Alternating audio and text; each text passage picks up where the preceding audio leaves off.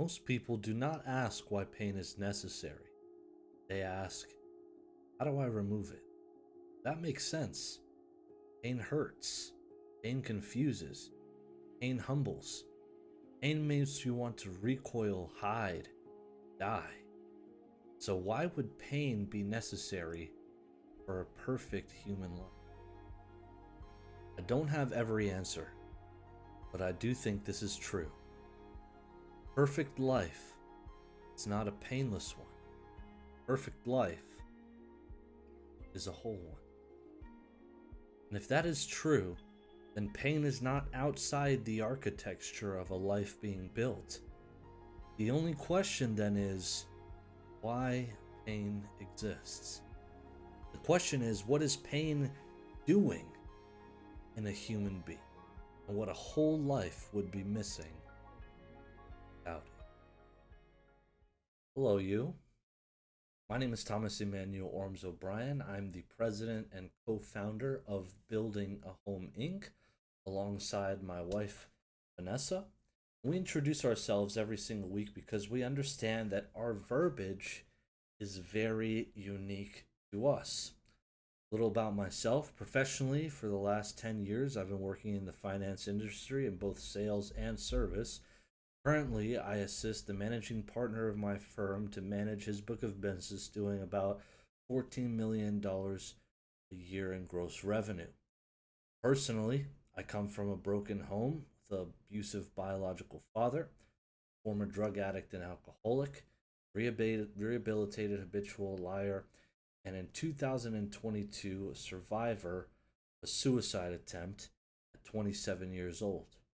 At 30 years old, thanks to the help of my wife, I was able to escape from a religious cult that had been grooming me for leadership since I was 10. In the 2.5 years after my suicide, I was analyzing everything in my life as a lifelong scholar and autodidact, what was missing that led me to collapse. Out of that emerged our flagship BHI House framework. It addresses the 7 architectural domains that make a human life habitable. Through that, I hope to found a new institute, a field of study known as the Paleoanthropology of Wholeness, with its aim and my vision to accomplish 3 things. Number 1, eliminate suicidal ideation across the entire globe. Number 2, reclaim the definition of a perfect life and insert it back into modernity. And number 3, to answer the 2 most critical ontological questions that I believe are burned into the hippocampus of every single human being on the planet. Who am I? Why am I here? My hope is that I can help you discover purpose through psychology, neuroscience, philosophy, history, economics, value creation. If you want a deep dive, more in-depth information about the house framework, I would invite you into our school community. It's a free community where we get together a bunch of people and we build towards the future together. I hope very much to be building. Thank you so much for being here today. Let's get back into today's video. The necessity of pain for a perfect life. The real question under pain. Most people do not want pain understood. They want pain gone.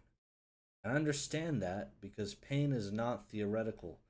Pain is what makes people bitter. Pain is what makes people shut down. Pain is what makes people question God, life, whether anything good is even possible. But I think the real question is deeper than how do I escape pain? The real question is, why would pain be necessary at all? A whole life is what we were made for. Because if pain has no place in a whole life, then every time we suffer, it feels like life itself is failing. And if life feels like failure long enough, despair starts to look rational. If you live in despair for too long, you no longer want to live. This has been true for the majority of my life. From 8 years old until 27 years old, all I did was search for relief more than truth. And most of the time, I felt like suffering was life's way of being hostile towards me instead of meaningful. And it wasn't until I survived my suicide attempt that I even began to explore the possibility of anything different. I hope that by you being here today, you can examine your pain with a new lens. Because here is the truth that no one wants to talk about. It most likely isn't your fault, especially if you come from a traumatic childhood. But the truth about it is that it is now your responsibility. What are you going to do with it? Will that pain crush you? Will that pain define you for the remainder of your life? Or will you become a master of your suffering and allow your greatest pains to become someone else's? I believe a perfect life is not painless life. When I say perfect, I don't mean easy, flawless, untouched by suffering, emotionally smooth, free of grief, repentance, discipline, or loss. That's not life, really. Perfect life does not mean painless. Perfect means whole, complete, integrated, rightly ordered. A perfect human life includes everything in its proper place. Love is in it, truth is in it, joy is in it, work is in it, responsibility is in it. Also, grief, discipline, pain. Not because pain is the goal, but because a whole life is not built by comfort alone. Perfect to me used to be playing video games and watching movies 24 hours a day, 7 days. And that was really just comfort, relief, and escape. And it started to break down after my suicide attempt. I knew that there had to be more than I had been experiencing, that there's no way life was just against me. Because if there was no redemption for my suffering, then life wasn't worth living at all. It took a very, very long time. I'm still on the process of discovery now. I'm barely on the other side. I've only become this positive, optimistic, hopeful person who is seeking to become the most magnificent member that my family has ever had. And so I don't know what this will lead to. I hope and believe a lot. In fact, that's actually not accurate. I do know because of the people that have blazed the trail before me. There's so many people that have been through what I've been through or similar and are now some of the most successful people on planet Earth. So I do know actually that pain is redeemable. That is what I want you. Well, one thing I want to make very clear. I do not believe pain is necessary because the powers that be, God, the universe, enjoys hurting people. I believe pain may be necessary because there are things human being does not learn any other way. It's one of the biggest things that pain does is reveal. can distort, it can destroy. But after many years of living in pain deeply, begin to reflect. You can look at pain and you see what it reveals. Because it does something aside from hurt. It tells the truth about what's weak, what's false, disordered, or immature. In fact, it's a signal. And most of the time what happens is we're in pain and we receive that signal that we are wrong. Especially if you're someone who is seeking to be right. But what it is showing you is what you believe to be wrong. Because pain humbles, it kills illusion, it strips away pride, fantasy, most importantly, the lie that we are in control. Pain deepens, also creates compassion, makes service real, and it breaks the cheap versions of certainty. I believe pain also forms capacity. I can do everything I can do now because of the suffering of my past. No one can stop me because there's nothing like having an abusive biological father that made you want to die. Now, anything that comes my way, I know I can handle it. I know I have the capacity to rise above it all because I got to bottom. There is no further bottom than attempting suicide. Next level of bottom after that is 6 feet under the ground. So I know what it is to be at bottom. And that's where I met God. Now, if you're a person with atheistic tendencies, that may be a suboptimal explanation to you. And trust me, I get it. I've wanted to be an atheist probably my entire life. But there are just things that happen that keep pointing me to the universal force of love, expressed perfectly in the person of. Regardless, though, I think pain expands what a person can carry, endure, understand, steward. So no, I do not think pain in itself is a good thing, but I do think it can become part of what makes a person whole. Recently,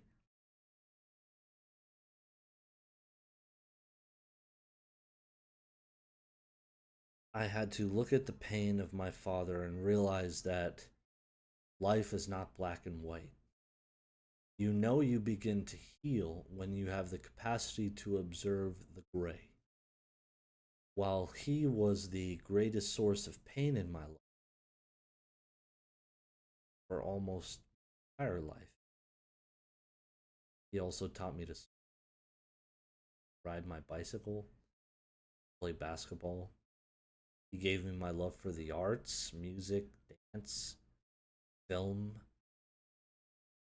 Gave me a mind for science, language. Spoke 7. And he died alone. But I miss him sometimes for the few good memories that we have and the father he could have been if he had decided to resolve his pain.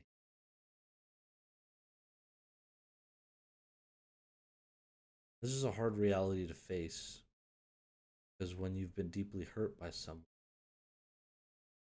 you don't want to believe the good qualities, probably because you've only experienced the bad. You take a step back, get objective, and search for the truth. I understand can be a very hard thing to do. The truth of the fact of the matter is, he was also abused. He didn't have anyone there for him,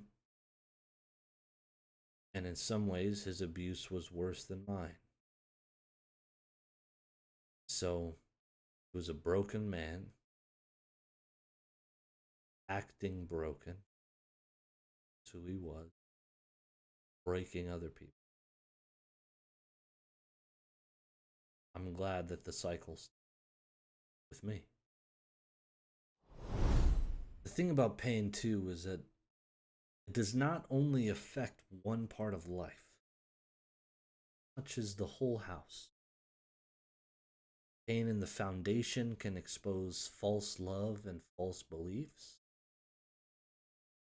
That's happened to me many times. Pain in the basement can force the question of who you really are when the mask stops working. Pain in the first floor can teach you the hard sobriety of body stewardship and money stewardship. Pain in the second floor can clarify vocation by showing you what burden you are actually willing to carry. Pain in the attic is real joy more precious because you know what despair tastes like. Pain in the chimney teaches release because bitterness and poison eventually will suffocate you to death. Pain in the skylight can become wisdom when you finally learn to interpret your suffering rightly. Flip that switch when you stop being a victim of your suffering, become master.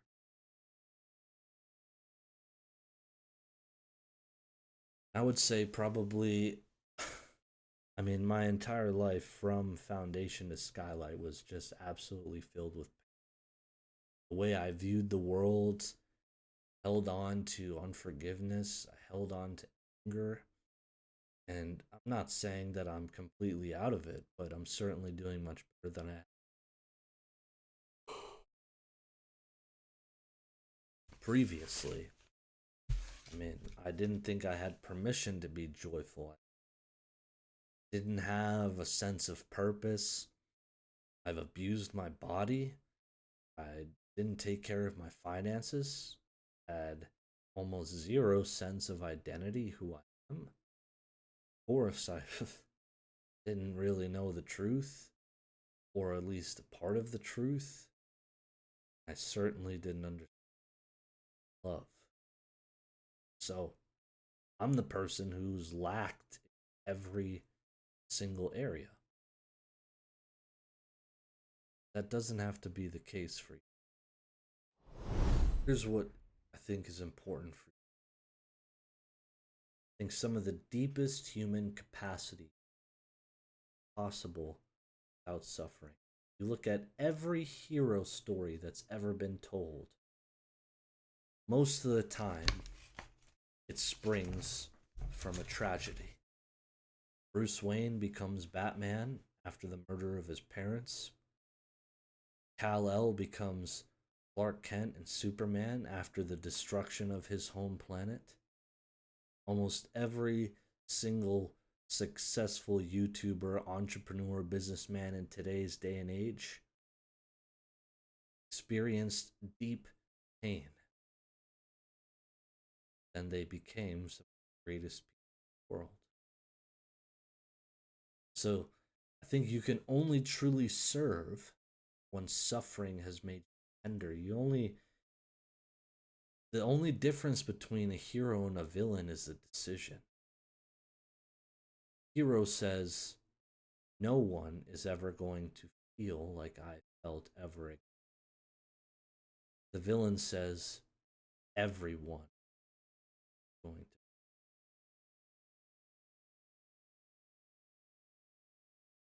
So the sad part about it is that every hero has the capacity to be a villain, and every villain has the capacity to be a hero.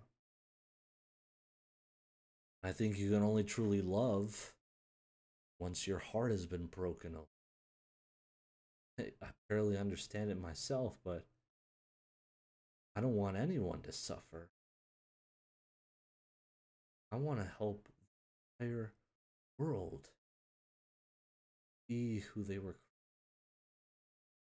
My deepest heart's desire that everyone know not only can they rise above who they've been, actually, I think you can only truly live once survival has shown you how dead a person can. I wasn't living until June, actually, I will say November 10th, 2000. The day I re-met my wife.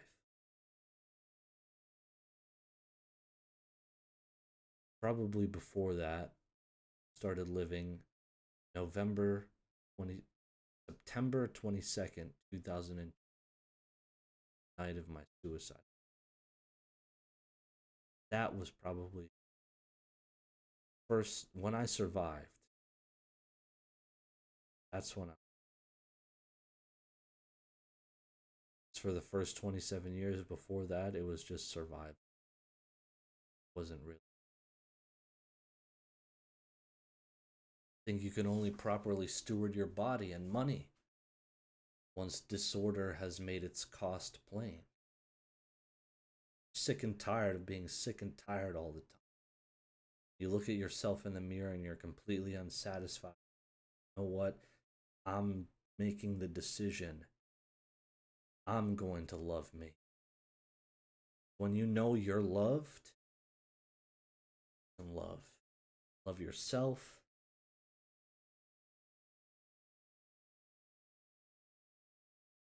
I think you can only know the depth of joy once despair has shown you what absence is like. I've never been so joyful in my life. And the simplest things bring me joy. Waking up next to my wife, sticking to my meal plan, reading a book, uploading a video every day, going to the gym. Never understood the simple.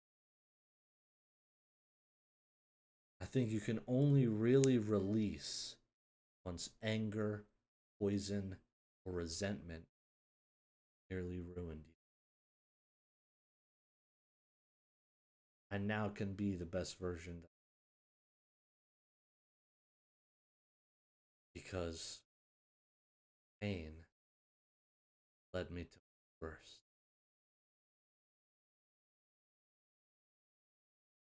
So I want you to know that pain is not only injury, pain can become preparation. Again, not always immediately, not automatically, and not cheaply. But pain can become part of your authority. You can change the world because of what you have been through. Let pain become your servant, you its master. This is where wisdom matters. Wisdom is not pretending pain feels good. It's not spiritualizing abuse. Wisdom is not calling every wound holy. Wisdom is learning that pain does not get the final word. All things work together for good does not mean all things feel good. It means nothing has to remain meaningless. The wise person eventually learns to ask 3 questions. What is this pain revealing? What is this pain trying to correct? What kind of person could this suffering help form if I stop wasting it? And I think that is where bitterness starts to break. Possibilities, the capacity. Because bitterness says, this only harmed me. Wisdom asked, how might this become part of my hearing, healing, clarity, service? And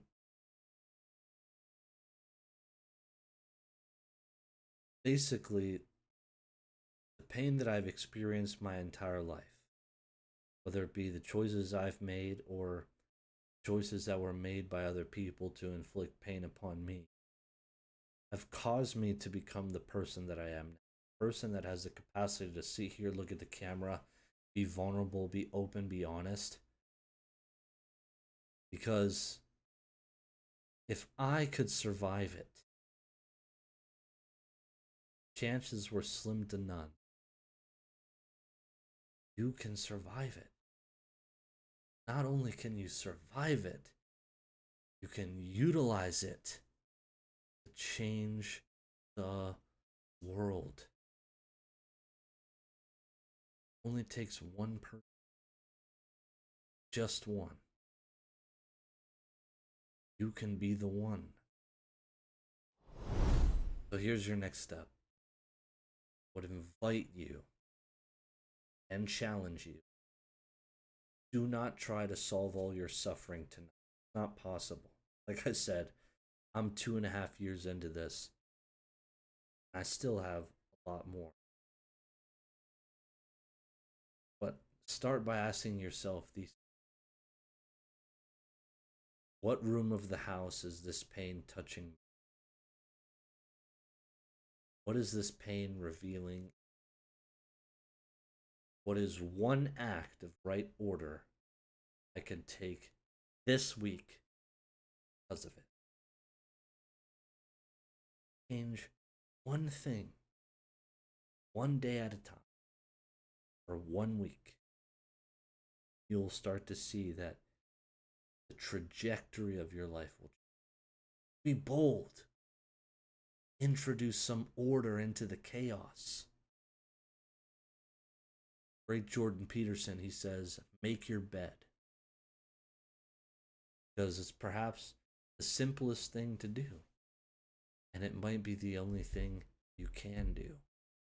That requires honesty. Change what you can change. It's not about some grandiose, massive movement in less than 24 hours. About one small thing compounded onto another.